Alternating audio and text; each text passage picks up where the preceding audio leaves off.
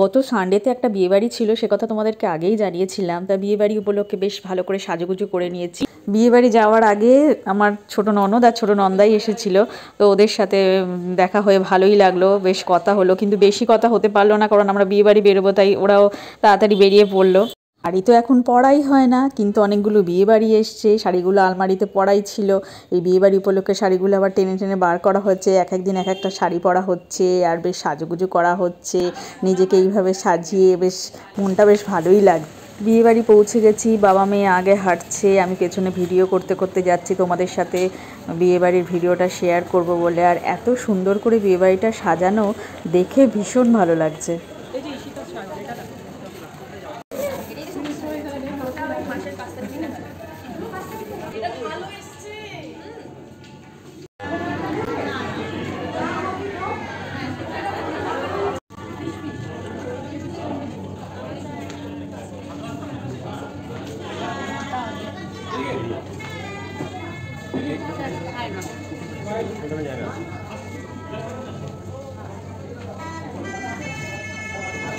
এদিকে তাকাও না।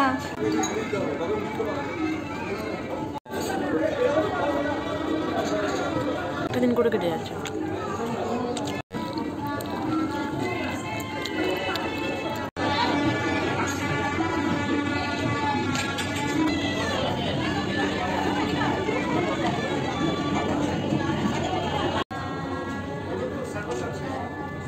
এদিকে তোমাদের দাদাভাইকে দেখো, বিশ্বকবি রবীন্দ্রনাথের মতো কেমন দাঁড়িয়ে আছে আর সব কিছু দেখছে।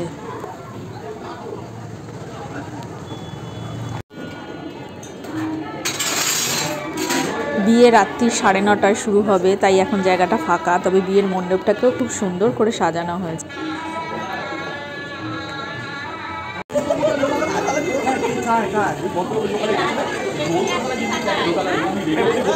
এদিকে যে যার ধান্দায় থাকে, আমি তো আমার রিলসের জন্য একটু সেলফি ভিডিও বানিয়ে নিচ্ছিলাম।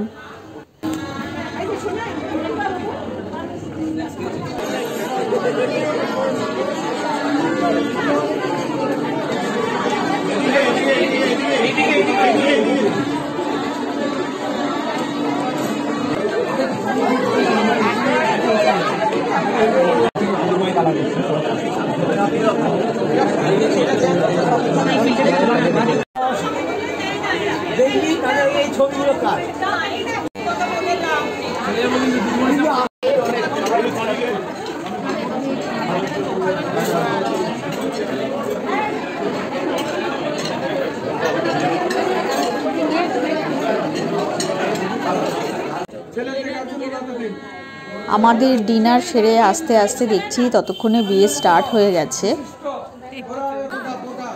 কনে বিয়েতে বসে যাবে, ও এরপর ওকে আর পাবো না, তাই ওর সাথেও একটু ছবি তুলে নিলাম।